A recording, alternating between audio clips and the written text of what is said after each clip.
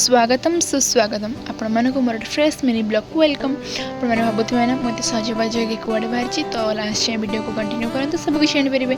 Fast scooty अन करदे मो खोड़ी मु चलो शिव मंदिर कहीं आज श्रावण मास प्लस सोमवार प्लस संक्रांति केते बड़ दिन कहले तो मोर खोड़ी मोटे मंदिर पड़ेलु।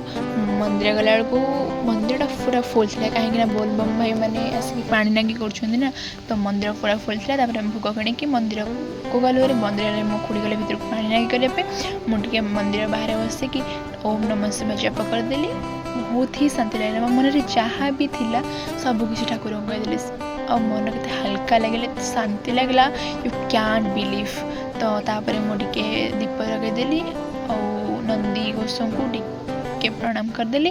तापर मंदिर चारिपटे अढ़ई घेरा आई थिंक हाँ अढ़ई घेरा ही बोलिकी बोलबम भाई मैंने गोटे कैप्चर करदेली कहीं से एत कष्ट करके निजर मनस्कामना पूर्ण करने ही कष्ट कर तो मुक्ति करें तो छाड़। तापर आप जानते ऑल टाइम फेवरेट मोर दहीबरा दहीबरा टी खाई घर को रिटर्न कर रिटर्न करा वा नेचर की व्यू आप जानते हैं। फास्ट मिनी ब्लॉग मुझे नेचर लवर तो नेचर को कैप्चर करदे मो फोड़ी आप हाई बाय साई करदे।